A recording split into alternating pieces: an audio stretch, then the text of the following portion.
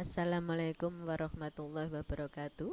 Anak-anak, sekarang kita mulai pelajaran menemukan rumus Pitagoras. Jadi sebelum kita gunakan rumus itu, terlebih dahulu kita mencari rumusnya ya.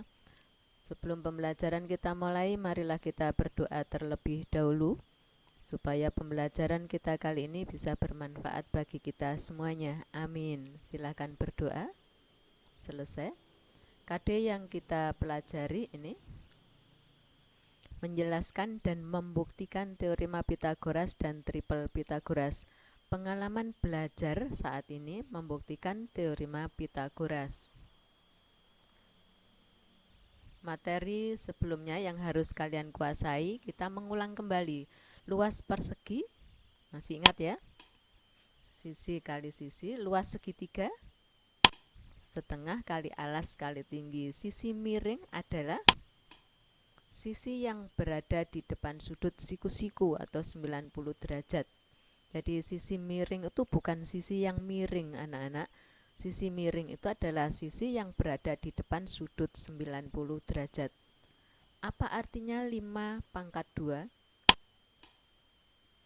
5 kali 5 yaitu 25. Apa artinya akar 25? 5, karena 5 pangkat 2 adalah 25. Oke, kita lanjutkan. Motivasi. Di depan sekolah terdapat sebuah tiang listrik yang ujungnya dihubungkan dengan kawat yang panjangnya 25 meter ke permukaan tanah. Sedangkan jarak kawat di permukaan tanah dengan tiang listrik 7 meter. Berapakah tinggi tiang listrik tersebut? Ingin tahu jawabannya? Mari ikuti topik berikut ini. Kita cari rumusnya dulu. Kamu amati gambar 1. Berapa luas seluruh dari bangun gambar 1? Ini 3, 4. Kemudian ini 3, 4. Berarti luas seluruhnya adalah 7 kali 7.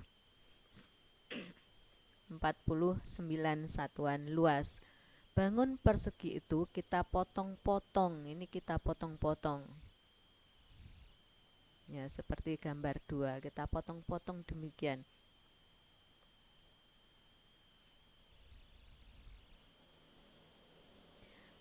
Berapa luas masing-masing potongan segitiga itu? Perhatikan, segitiga itu kan ini tadi 4, 3. Jadi sisi yang saling siku-siku adalah 3 dengan 4.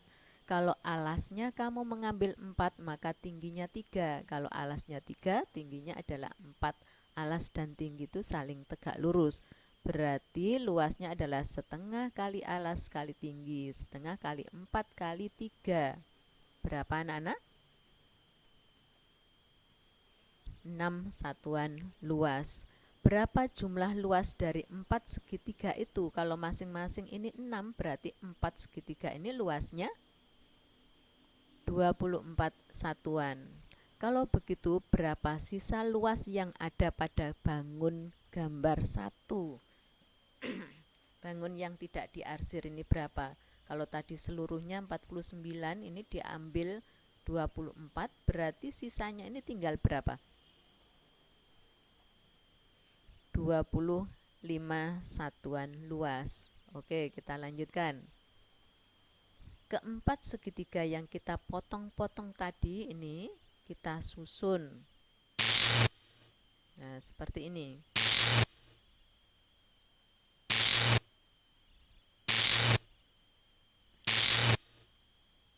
Berapakah jumlah luas keempat segitiga ini? Tadi berapa?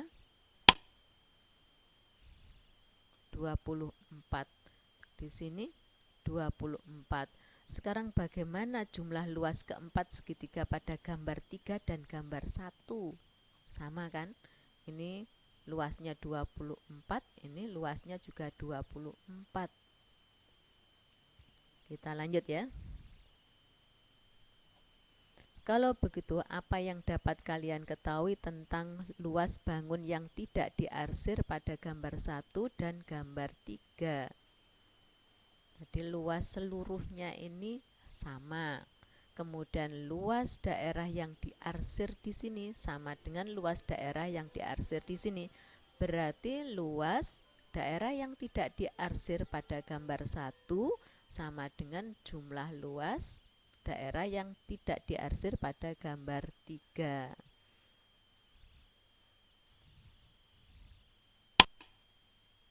Luasnya sama ya. Sekarang tulislah keadaan itu tentang luas persegi yang tidak diarsir pada gambar 1 dan gambar 3. Kamu lihat, tadi kan kita temukan ini luas daerah yang tidak diarsir pada gambar 1 sama dengan luas daerah yang tidak diarsir pada gambar 2. Luasnya ini adalah, kalau sisinya ini A berarti luasnya adalah A kuadrat. Sama dengan ini jumlah ini sama dengan B kuadrat ditambah C kuadrat.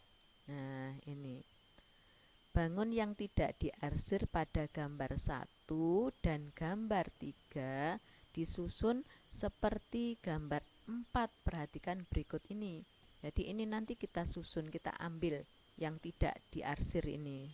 Perhatikan, ini kita ambil.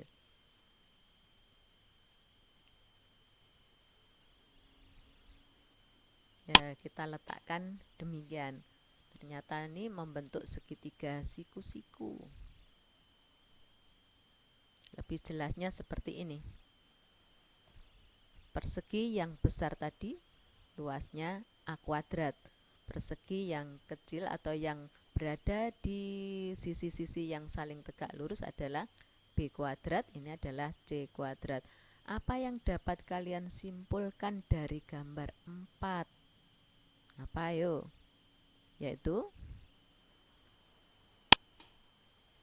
luas persegi yang besar sama dengan jumlah 2 luas persegi yang kecil ini. Apa ada pendapat lain? Yaitu luas persegi pada sisi miring, ini sisi miring, sama dengan jumlah luas persegi yang terletak pada kedua sisi siku-sikunya. Kalau kita ambil ini, kita gambar di sini, gambar 5. Dari gambar 5 kita peroleh rumus. Ini tadi kan sisi miringnya A kuadrat, kemudian sisi di sini C kuadrat, ini B kuadrat. Berarti ini bisa kita simpulkan yaitu A kuadrat sama dengan B kuadrat ditambah C kuadrat. Nah, seperti ini.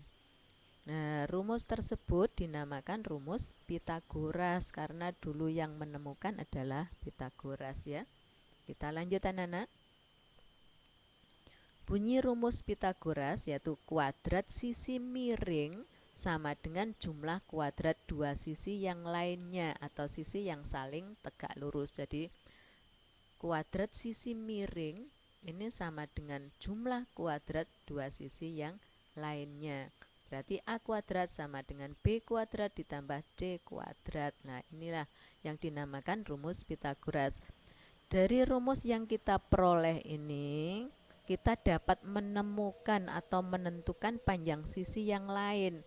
Kalau A kuadrat sama dengan B kuadrat ditambah C kuadrat, maka untuk mencari B kuadrat itu sama dengan A kuadrat dikurangi C kuadrat. Untuk menentukan C kuadrat yaitu A kuadrat dikurangi B kuadrat. Sekarang kita amati rumus ini. Ini menggunakan penjumlahan, ini menggunakan pengurangan. Nah, kenapa ini penjumlahan, ini pengurangan? Kalian perhatikan. A ini adalah sisi miring. Jadi kalau kita mencari sisi miring menggunakan penjumlahan. Kalau mencari sisi yang lain kita menggunakan pengurangan. Ingat ini, perhatikan. Menggunakan penjumlahan, ini menggunakan pengurangan. Tapi ingat, yang dikurangi adalah sisi miring. Ya, sisi miring kuadrat dikurangi sisi yang lain. Kalau di sini sudah ada B, berarti ini selain B. Begitu juga ini. Sisi miringnya yang dikurangi. Kalau di sini sudah ada C, berarti ini selain C. Oke, paham ya anak-anak?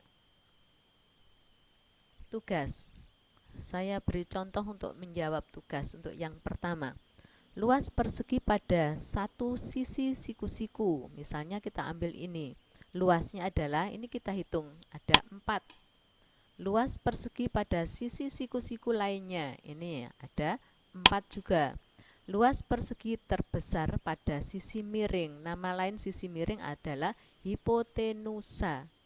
Ini kita hitung, ini setengah-setengah menjadi 1 ya, 1, kemudian ini 1 berarti 2, 3, 4, ini 5, 6, 7, 8, berarti semuanya ada 8 luasnya.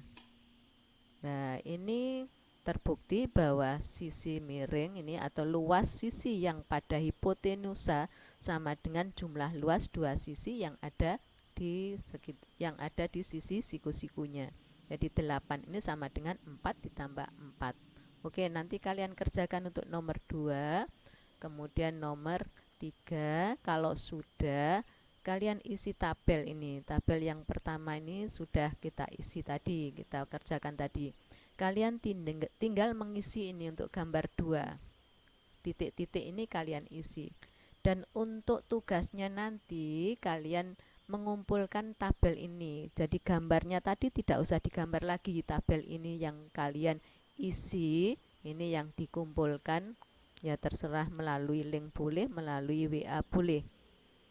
Saya kira sudah cukup jelas anak-anak. Terima kasih atas perhatian kalian dan saya harapkan kalian tetap semangat dan jaga kesehatan. Wassalamualaikum warahmatullahi wabarakatuh.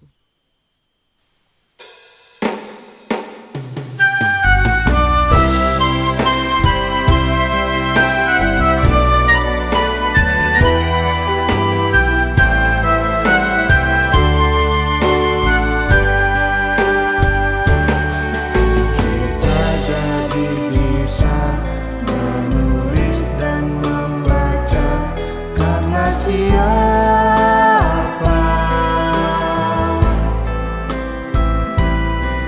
kita jadi tahu beraneka bidang ilmu dari siapa